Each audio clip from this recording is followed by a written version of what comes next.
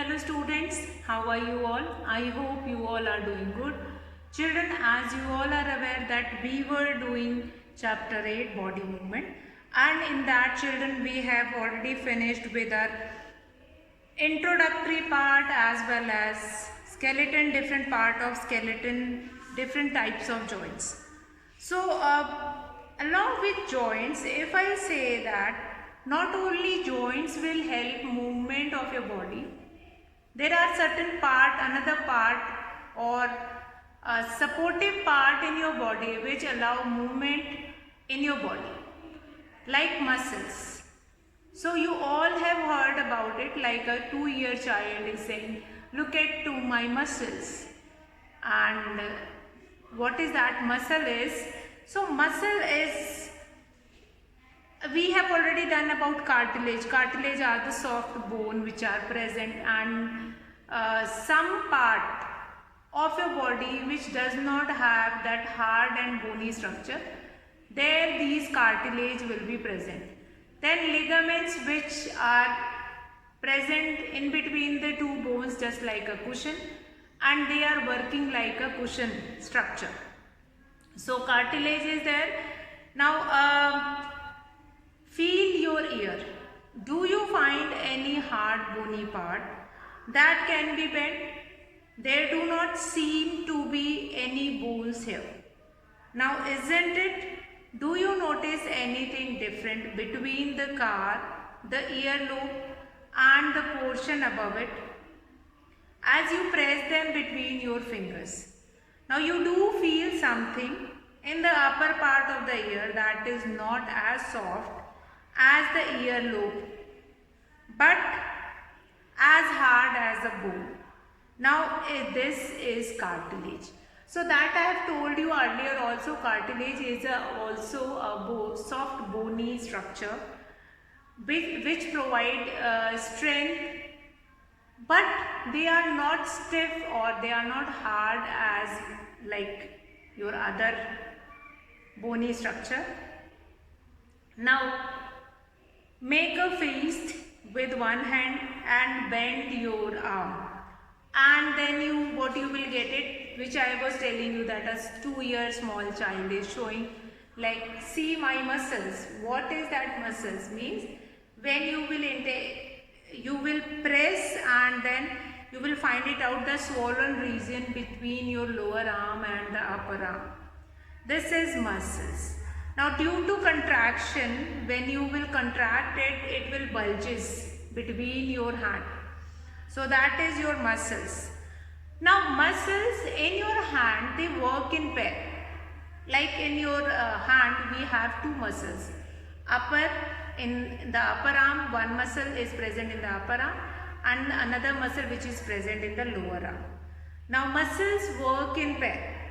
When one or of them is contract, the bone is pulled to that direction. The other muscles of the pair relaxes to move the bone in the opposite direction. The relaxed muscle contracts to pull the bones towards its original position. Now while the first relaxes, muscles can only pull, it cannot push. Thus two muscles have to work together to move a bone. So two muscles have to work together to move a bone. Are muscles and bones always required for movement? How do another animals move now? Do all animals have bones? Yes. What about an earthworm then? So if we are saying that all animals, all insects required bony framework, then what do we know about earthworm? Earthworm is what? So is there any bony structure in earthworm? Yes or no? That we have to find it out. Is there any bony structure or framework in the bone in earthworm? Yes or no? So that we are going to find it out. So the answer can be vary, that yes, it is there some bony framework, or no, there is no bony framework in the muscles. Now muscles work in pair. When one of them contracts, the bone is pulled in that direction. The other of the pair relaxes. Now in your hand you will be finding two pair of muscles, one in upper and one in lower arm, and they work in pair. They work in pair in such a way that they contract and expand. Now are muscles and bones always necessary for the movement? See, bones and muscles, they coordinate with each other so that they allow movement in that particular body. So that particular movement is happen or it's possible because of that muscles work only. If that muscle is not present there, then it is not possible or it will not allow movement of that particular part. Now this is muscle bulged due to contraction and all. So contraction and expansion work together to work a muscle. If a person run, after running you will find it out there is some stretch in the arm, in the leg. So that stretching is done due to contraction and expansion of those muscles which are present in the leg muscles. Now if muscles are so important for movement or bones are only a way to move a body, then what about an earthworm? How earthworm is able to move? So movement, we are gait of animals or movement of animals. Gait is another word for movement. Gait of animals, that we are going to find it out. Observe an earthworm moving on soil in a garden. Gently lift it and place it on a piece of blotting or filter paper. Observe its movement. Then place it on a smooth glass plate or any slippery surface. Now this activity is for earthworm. Now where you are going to get earthworm? Earthworm is present in soil itself. It is not most of the time at the time of rain. You will be finding that earthworm outside also. Since at that time in their holes water will enter due to rain and due to some reason. So they came out from their holes and then they move here and there. Now the body of earthworm is made up of many rings. Many rings were joined together end to end and then it is formed. Now an earthworm does not have bone.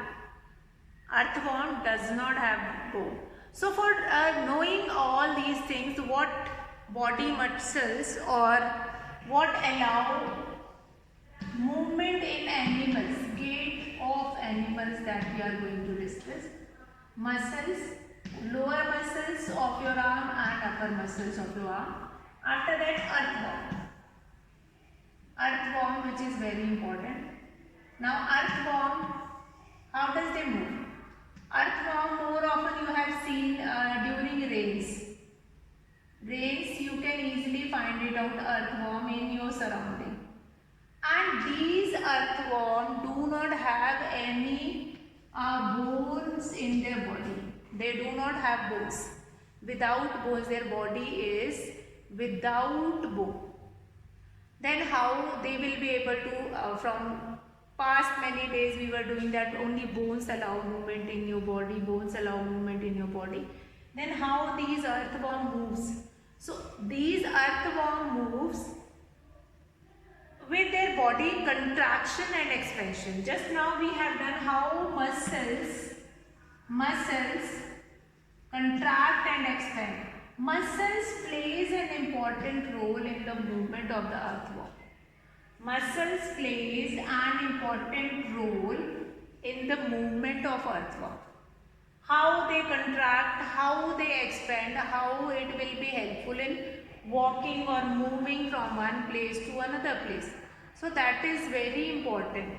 This contraction or expansion, if it is not present in muscles, it will not allow movement in particular direction. Then the direction is not possible by that earthworm. So it is very important, like earthworm is walking only through the contraction and expansion of muscles.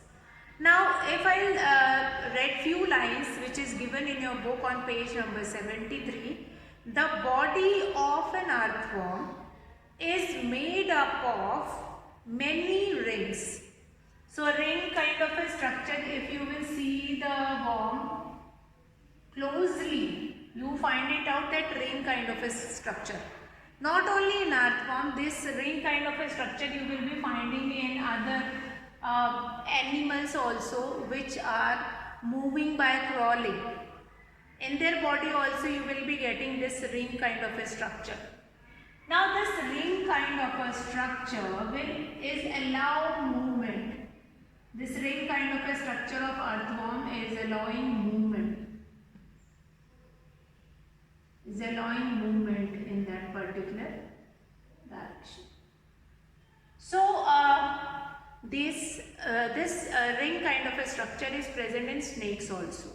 Now the body of an earthworm is made up of many rings joined end to end. An earthworm does not have bones.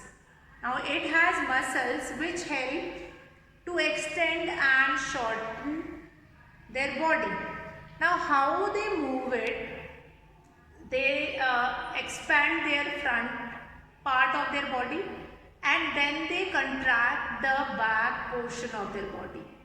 Then again it expands its front of the body and then it contracts the backbone of the body or back side of the body. So by this expansion and contraction, the earthworm easily walk in the soil, in the rough surface. But what happens when this earthworm is placed on a slippery surface? Then this contraction and expansion in the earthworm is not possible. And they do not allow that such smooth movement in that. Now earthworm does not have bones. That is very important. Now this whole paragraph you are going to underline in your note, in your book, and then you will remember it also. Now the body of an earthworm is made up of many rings joined end to end, and an earthworm does not have bones. It has muscles which help to extend and shorten the body. During movement, the earthworm first extends the front part of the body, keeping the rear part of the body. Now rear means back part of the body. Rear word comes from like rear view, back view, which we can see in side mirror of the vehicle. So in that you might have seen that it is written rear view mirror or rear view mirror. Such kind of a things will be mentioned over there. So rear view means the view from back side. Then it fixes in the front and releases the rear end. Now it then shortens the body and pulls the rear end forward. Now this makes it move by a small distance. Repeating such muscle expansion and contraction, the earthworm can move through soil. Its body secretes a slimy substance to help the movement. Now how does it fix part of the body to the ground? So that is also very important, that how it fixes its front part of the body to the ground. First of all, that is very important, that how the front part of the earthworm is going to fix towards the soil. After fixing that particular part, then only they will be able to move the rear part. So once it will fix the front part, after that only they can be moved the rear part. Now it has a large number of tiny bristles, hair-like structure projecting out. Now these bristles are connected with muscles. The bristles help to get a good grip on the ground. A good grip on the ground. Now the actually eats its way through the soil. Now its body then throws away the undigested part of the material that it eats. This activity of an earthworm makes the soil more useful for plants. This activity of an earthworm makes the soil more useful for plants.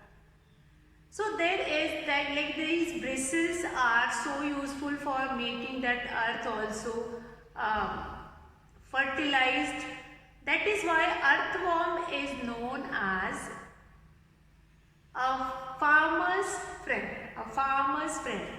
If generally you will ask from a farmer or an agriculture person that who is doing agriculture practice, you can ask from them that is earthworm is useful. They are going to tell you only one thing: yes, earthworms are useful in many ways. They make the earth useful, the ground useful, the soil which is made up of that, the soil which is made up of that is, they are going to make bring nutrients in the soil, become so fertile that they can use for a long time.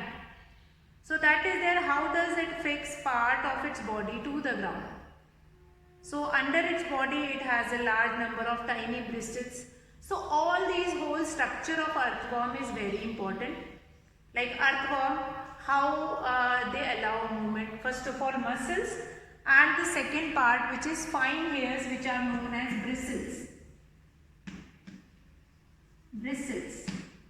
Bristles which are present in their body. Bristles means brush kind of a structure. Brush kind of a structure which is present on their body. They allow movement in different direction also. So that is very important. Gait of animals. Here we are not going to do only gait of animals. We are not going to do only of earthworm. We are going to do it of certain more animals also, like snail and all that also we will be doing it. Now earthworm, very important part of earthworm is, more often you will be finding earthworm in the soil, since they are farmer friendly and they make, when they move now, their bristles, they digging the soil and the oxygen level of in between the soil which is required by the plant, or the excess of water which is present in the soil, that will be removed with those holes which is made by these earthworms. Also when they are moving, they see excretes different gases in that, different wasteful product, and that is useful for the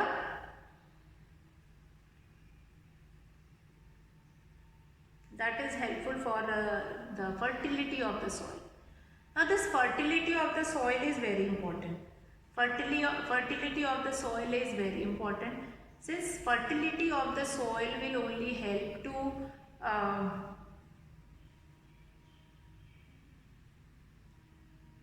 only helpful for getting it, or for only helpful for farmer as well as for the soil also. It will increase the fertility of the soil. So most of times if you will go to a person who is a agriculture friendly person, or doing agriculture, if you will say that okay, there are some earthworm in the soil, you just throw it away. So they are not going to throw it away, since they are knowing the utility of those earthworms, how they are important for us and how they are important for the soil. They knows the fertility of the earthworm, so they are not going to throw it. They keep on keeping those earthworm in that. So earthworm, first of all, normally you will find it out in the garden. You can do an activity number 5 very easily, like you take a earthworm. To observe the movement of the earthworm, you will kept it on a piece of a paper. They will move, and then you can observe what kind of a movement that earthworm is showing you.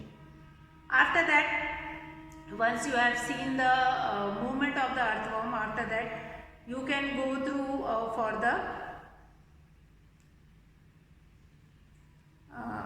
that other also, like earthworm does not have bone and all those structure also you can find it out from there.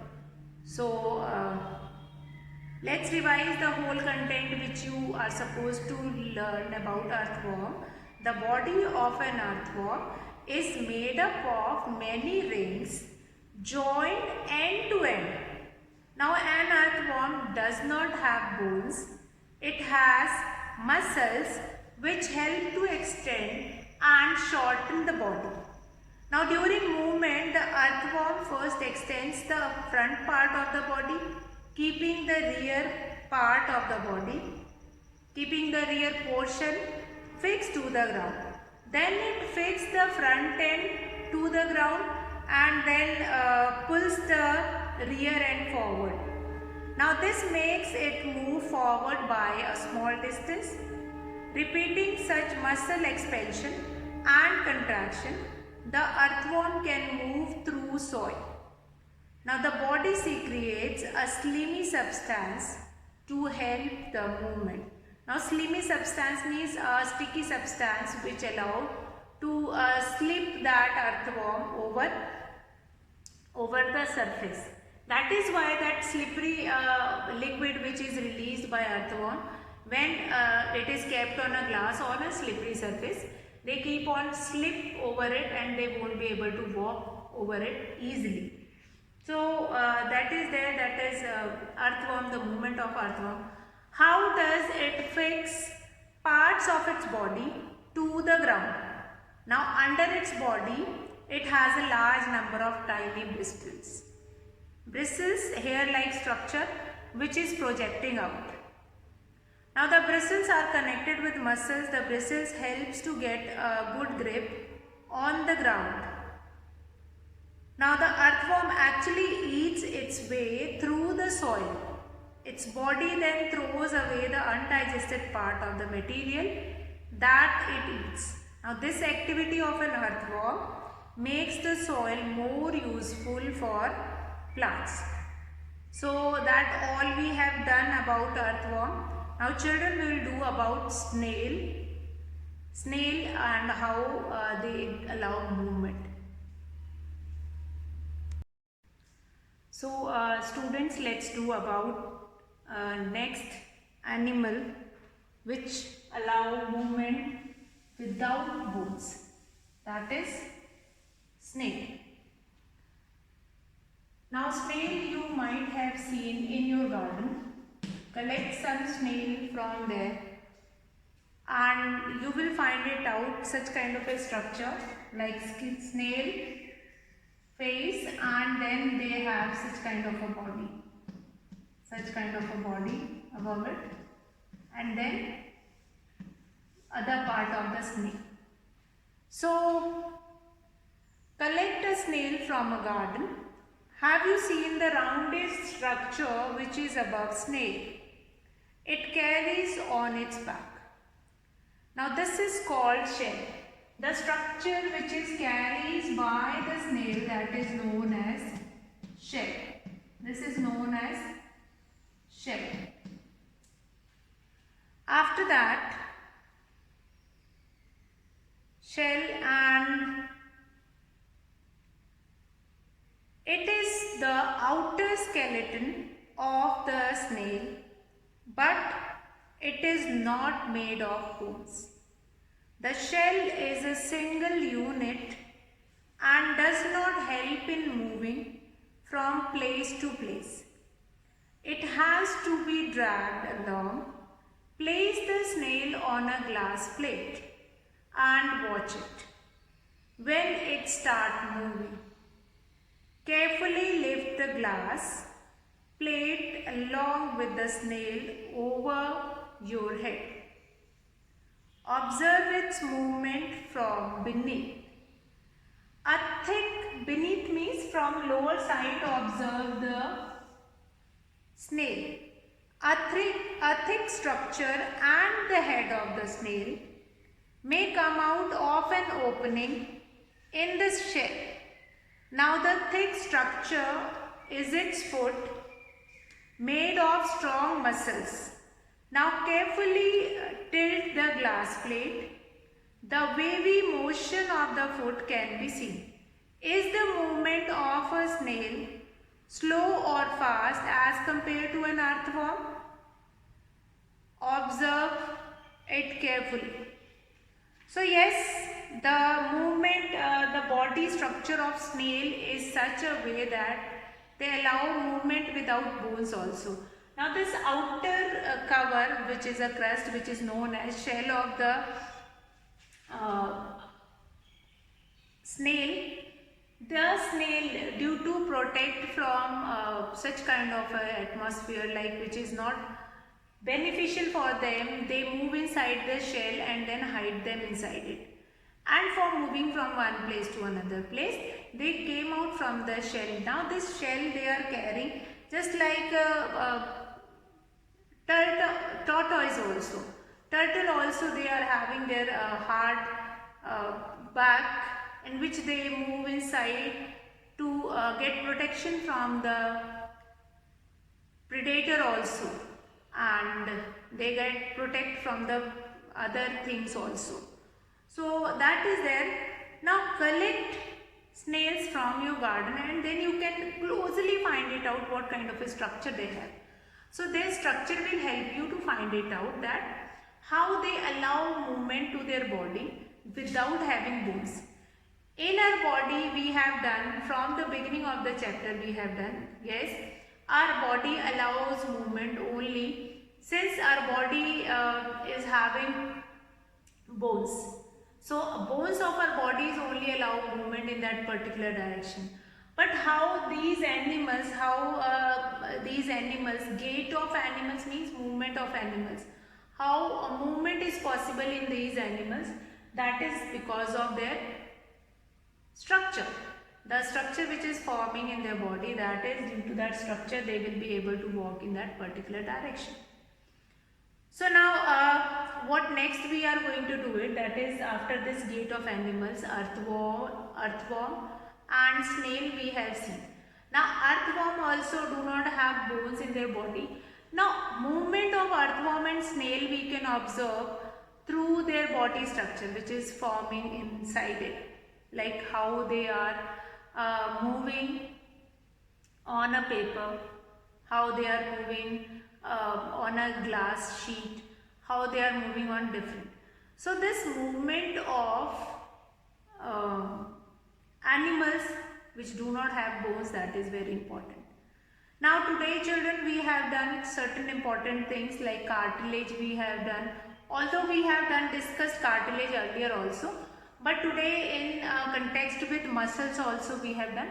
So that is also important. Muscles allows contraction and expansion both. Due to these muscles only an athlete can run, we can carry weight also, these contraction. We have two pair of muscles in our upper arm, biceps and triceps.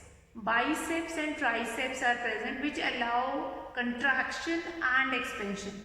Now this biceps and triceps are not mentioned in your book, but you do remember, like upper this muscle is known as bicep and the lower muscle is known as tricep.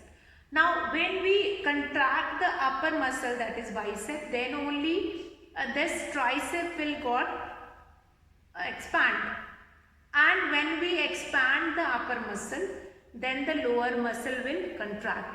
So this expansion and contraction, then only we can do exercise, we can carry weight also. When you are carrying anything in your hand, you can find it out that expansion and contraction, you can feel it. So that expansion and contraction is very important. Now due to this expansion and contraction of muscles only, we allow movement in earthworm, movement in snail, and certain more movement of different animals we are going to discuss later. So today I'll be finishing the class. You just go through all these things, what we have done till now, and tomorrow we will be starting with this topic only, gait of animals. So that's all for today, children. Have